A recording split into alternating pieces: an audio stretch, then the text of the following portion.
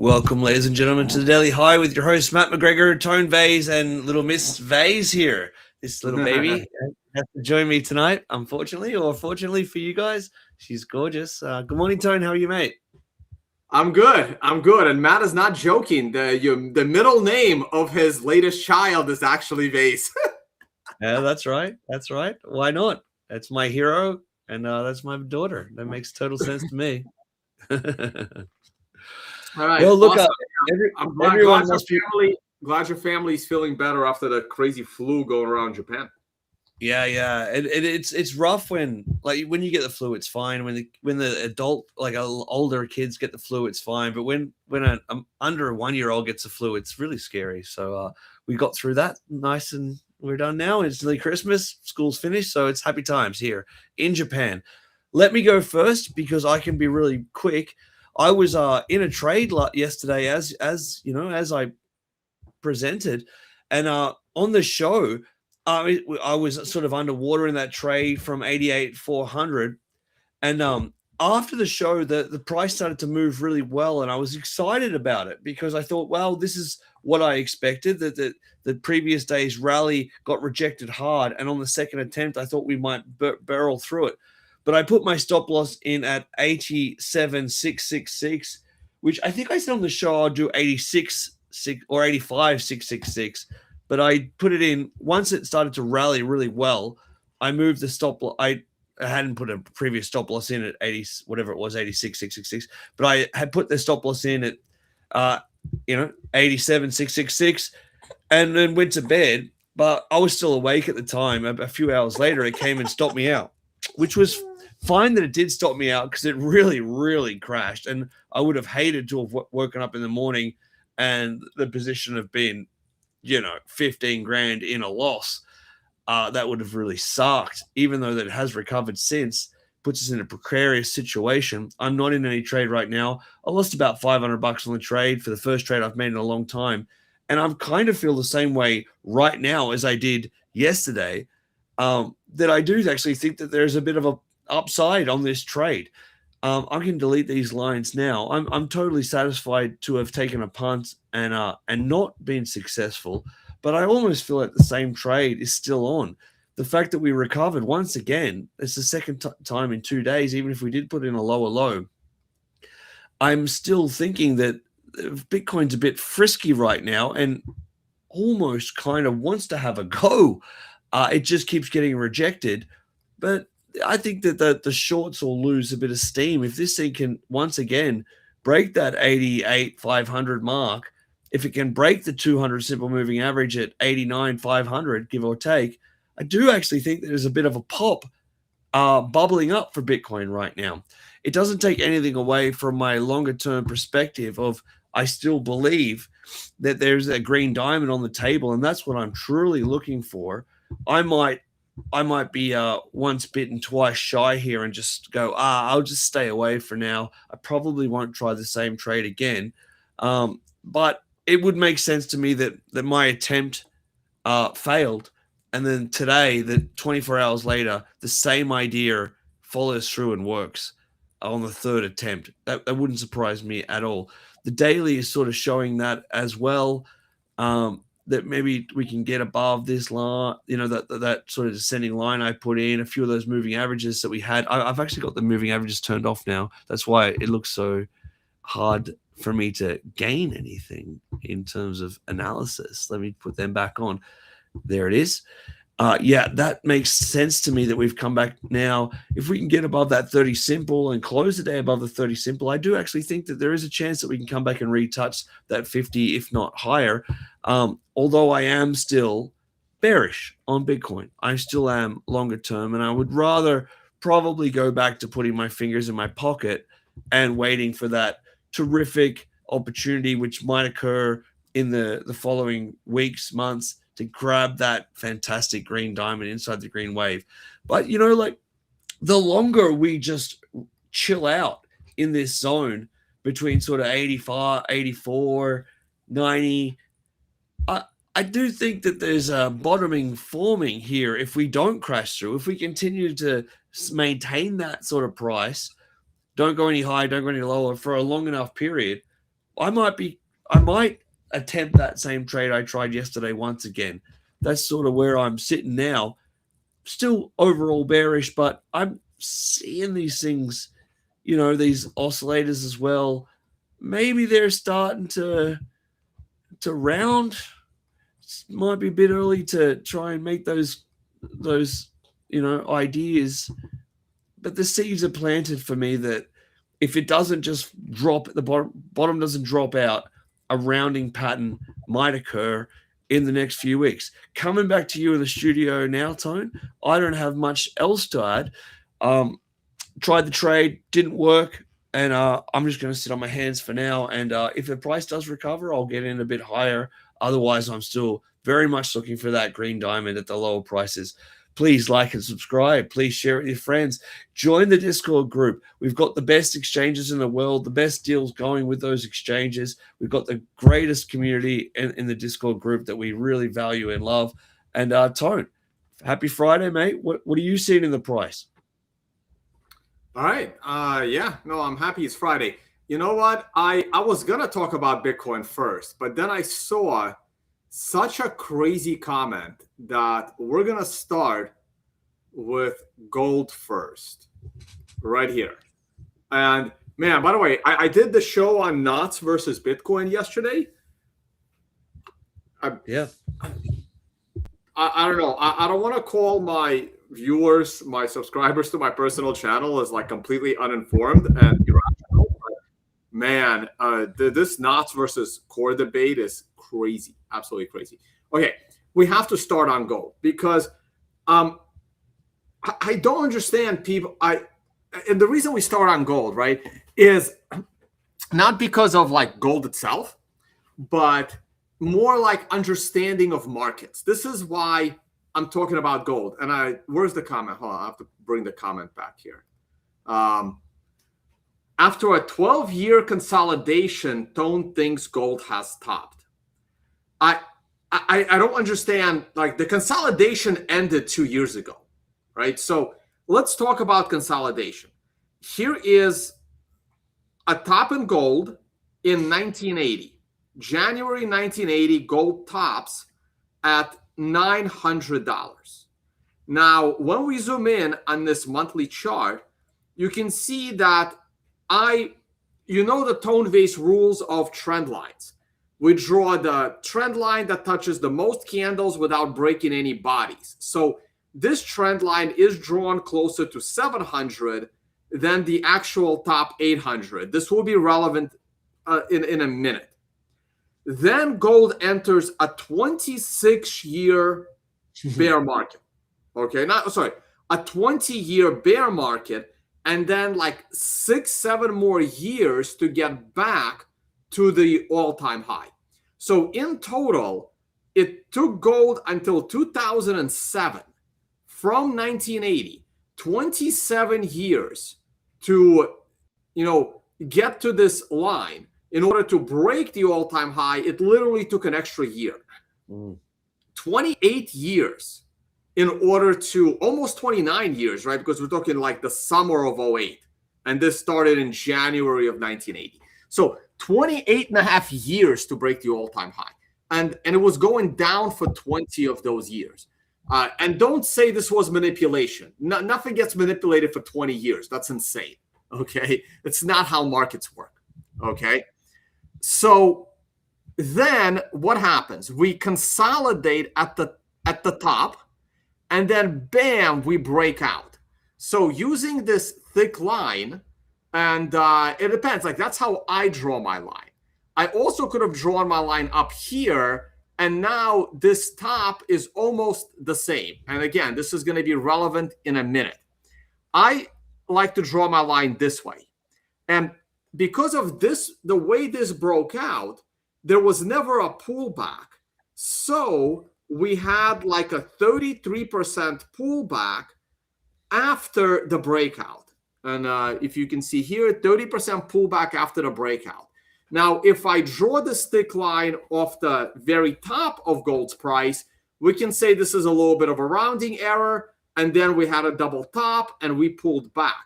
Now, look at what's happening now.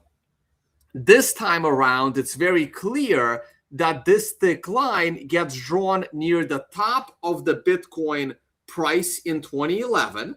And what happened in 2011? Once gold broke out to new highs, it went up 170%. But again, it's up 170% from my line using the close. If we use the swing high to the swing high, gold goes up 123%, and then it goes down for like 3 years, takes another 3 to 4 years to get back to the top, takes another 2 to 3 years to consolidate. And during this consolidation, it also falls 30%. It depends where do you draw your lines? There it is. That's only 20%. If I use the swing high, now we're talking 23%, so almost 30%. So you see how everything is pretty much the same. We're using monthly candles, so if we use a close or a swing. And now, how far are we up from the prior swing high? We are up 130%. We are literally up the same amount right now by percentage as we were after we broke the 1980 high. We went up 123%.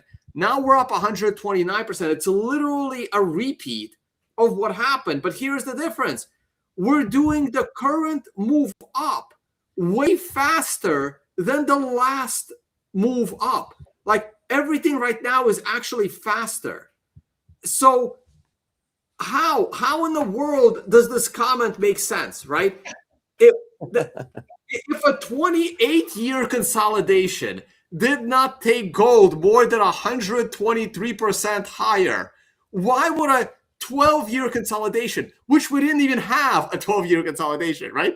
Why would something that took half as long would take us further up than the prior one? That it's just, oh my God, it boggles the mind, right? Is it possible that gold would go higher? Yes. But literally, if any move in gold was supposed to take gold even further up, it should have been the 2011 move, because that took like 28 years to develop, right? This one is only 12. So this move had even less like pent up demand to drive it higher than the last one did. So this is why I started with gold, is because people have to understand markets and try to recognize an insane vertical exponential rise. Tyler Jenks literally wrote a book on it called Hyperwave. Yeah, mate. I mean, I just couldn't help the car analogy. You're describing a naturally aspirated engine, and this move being a turbocharged move, like it's going to run out of gas and blow off, right? Yep. Scott. And also, since I'm on gold, I'm jumping over to silver here. Let's go to the weekly chart on silver. I got a message from a good friend. Shout out Vinay, who mentioned that in gold futures, I am actually in here. I am using the closing price, but he analyzed that if I was to use the settlement price, we're actually on a second consecutive MRI top right now. Now, I don't know how I can change this in my settings, and I don't know if I should change it in my settings, but if I go to settings, and I'm actually not sure where it is, but if I used a different silver future, maybe if I use what silver? SI explanation point. Wait, maybe I shouldn't do that. SI silver futures. Maybe this has the monthly. Let me see. All right, see how this looks very different? Because there's all these different prices. But his ticker is the COMEX. Yeah, silver futures on COMEX. And he has extension C and second consecutive MRI top on current candle. That's how his has it. This looks very different, actually. Completely different. So I got maybe there's another silver futures. Yeah, silver futures. Oh, oh, weekly. That's why. Hold on. Silver futures weekly. There it is. Okay. So this uses the settlement price, the SI futures. This is the tradable version. This is the one I should be using actually here. This here, I'm using CFD. I'm not sure why I'm using CFD. Maybe because the history is better. Oh, I know why I'm using CFD. Because I had all these drawings from back in the day. And that's why I'm using CFD. I should be using this. And this has a weekly top in silver. So next week, man, I think I'm going to take my shorts again. I mean, this is aligning. And the monthly looks the same as before. So yeah, so we started with gold and silver today. You sound like me with the Bitcoin trade from yesterday. It's like, yeah, I might have got it wrong, but I still kind of think it was the right trade. It's just the wrong day I did it. You know, exactly. Right trade, wrong day. Okay, now let's go talk about Bitcoin. Man, I don't even want to talk about Bitcoin. Thank God I'm not trading. Do it quickly. Do it quickly because it is a Friday night at nearly midnight. I have nothing to say. Like it's I've been saying for weeks now, stay away from Bitcoin trading unless you're like doing 10x leverage on short term, watching the market, and then you can just flip a coin and hopefully you catch one of these crazy volatility moves. It's just it's kind of crazy how it's yo-yoing back and forth. I mean, look at the hourly chart. Like on any random hour, it goes up and down like 1 or 2%. I mean, this is completely insane. It's acting more like a penny stock right now than a $1 trillion asset. The occasional 5 or 6% few hours thrown in there as well. You know, like it's yeah, it's completely crazy. It just shows you how illiquid Bitcoin is on exchanges. But this is also a good thing, right? And here's why it's a good thing. Because as time passes, more and more Bitcoin gets locked away. I think more Bitcoin is slowly getting locked away than being mined. What do I mean by locked away? Bigger players treating Bitcoin as a store of value. People losing their Bitcoin. People, passing away and, not having a backup plan for their private keys. Things like that. People waiting for the next bull market to cash out. So sooner or later, sorry, keep going. Please continue. Please continue. No, please continue. I was gonna say sooner or later, this is gonna bite somebody in the ass to the upside. It's way more likely that this yo-yo will eventually lead to a runaway train to the upside than a massive bear market. It's no different than precious metals. It's actually the same. And this recent move, again, we're going back to gold and silver. This recent exponential rise in gold and silver is no different. And the same thing happens in Bitcoin all the time, and it's going to happen again. I don't know when, maybe next month, maybe next year, maybe in 2028. But the possibility of Bitcoin going up 300% in a month or two is still very, very likely to happen at the current valuation of Bitcoin, just like it's happening with gold and silver right now. Now, after this insane exponential rise, shit will crash. Just like I know with almost 100% certainty gold and silver are going to crash. The question is when, okay? The only asset that does go up exponentially and doesn't crash is a currency devaluation, because that is completely made up and artificial. But even all precious metals, eventually comes a time where there is enough hodlers of that asset or industry players that say, we can't afford this anymore, we're going to stop buying it and go to an alternative to where the asset crashes.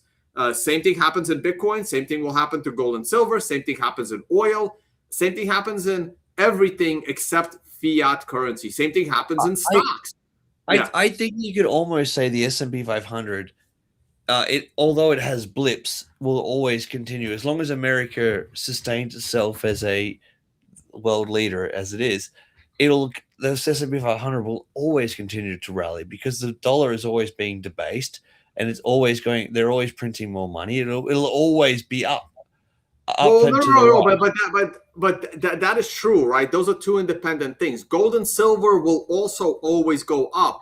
Bitcoin will also always go up, but the stock market will also crash, right? It will still crash 40 to 50%. Bitcoin regularly, in fact, yes, yeah, right. Bitcoin will crash 40 to 50%. It just did, right? I mean, we're down 30%. We're not that far from 50. Individual stocks, gold, silver, oil, everything will crash 50, 60%, except one thing, fiat currency, right? Like once your fiat currency goes into devaluation and goes up exponentially, it doesn't then strengthen by 50%, right? Like that's the only thing that doesn't do that. I never get comments like this. I'm not picking on you, mate, but I'm just posting the most recent comment. Did that come up? You take it away. Yeah. The S&P 500 is the only thing worth trading. I couldn't disagree more. It doesn't make any sense. It's just a senseless comment. The person did not define what trading means, right? So does he mean putting his superannuation into it? I mean, if by trading the person means like long-term position trades or long-term buy and hold without massive volatility, then yeah, S&P is one of the best. I'm not going to say it's the only thing, right? I mean, I think Bitcoin is equally as good, if not better, as a long-term like position style trade along with the S&P. So yeah, I mean, those are my top two, but you have to define what trading means. Yeah, and it's just one of those things that's right because it's a confident statement that's not true and doesn't make sense. Right. Because on the flip side, right? If you're a day trader, the S&P is the worst possible thing for you to trade, right? So we got to define what trading is, right? If you're a person that takes on a trade once every few years, S&P is one of the best. But if you're the person that likes to day trade, S&P is the worst. I mean, maybe S&P futures are pretty good, but it's the worst. If you're a day trader and you're taking on 3 to 4 trades a day, S&P is useless. Agreed. And then just one more comment that's really good here. I unfortunately tried to cut you off before about it. Tone, Tone, can you see a bull flag? A bear flag, I should say. I've been talking about the bear flag. Time frame. I need a time frame. Again, guys, you got to be specific with your questions, right? On what time frame? By time frame, I mean candle. Okay. Yeah.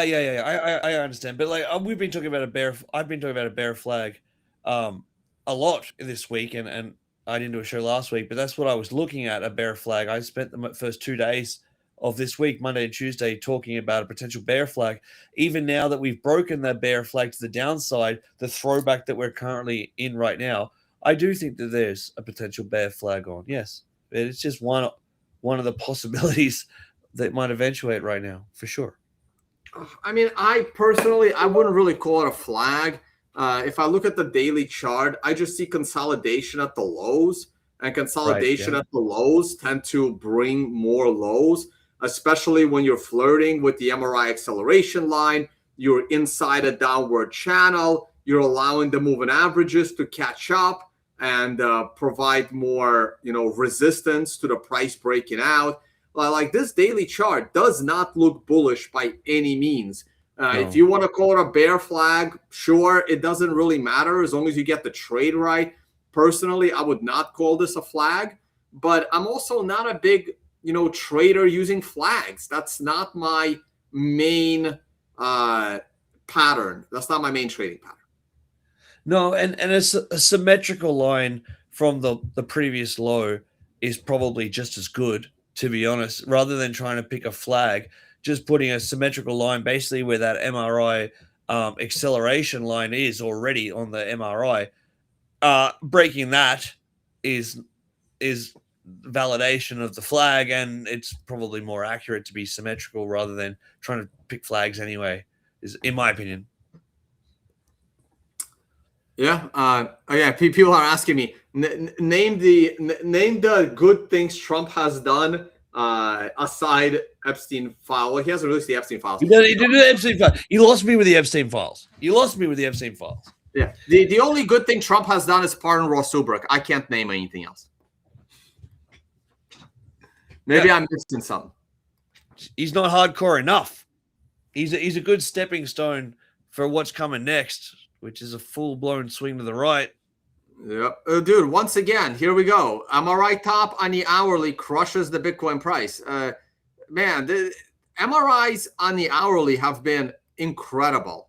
And here's one more. This one did not crush the Bitcoin price. This looks like a 1 to 4 candle correction. And this one looks like we're going to break out to the upside. So if I was in a trading contest right now, I would be going long. But we have a 10 a.m. reversal coming up, so I would wait. All right, brother, that might be enough for the week. We did a show. You did a show 5 nights this week, and I was on there for 4. That's quite good. Be very interesting to see what happens next week. That's for sure. Yeah, and that's it. Just going to run through my charts real quick. I don't see anything else. S&P is looking good this Friday as well. Looks like it'll go to new all-time highs, possibly next week and into Christmas. We're going to keep an eye on our gold and silver markets. Man, everything is screaming top here. Jesus Christ. All right. Next week, I hate entering trades into the holidays, so I'll have to think about it. I am off to Aruba tomorrow. If you happen to be watching me and you are in Aruba or happen to fly out there, find a way to reach out. I got to try and go diving, even though it's Christmas week. We'll see if any dive shops are open. Otherwise, I'm going to enjoy relaxing time with the family. I will not be able to do too much political streams because I would actually get like someone from my family would not be happy. Let's put it that way. Thank God they don't watch my YouTube channel. Thank you all for watching, and I will see you all on the next one. All right. Back to the studio. Baby is asleep. Matt, have a good night. Good night. Thank you, guys. Have a wonderful weekend.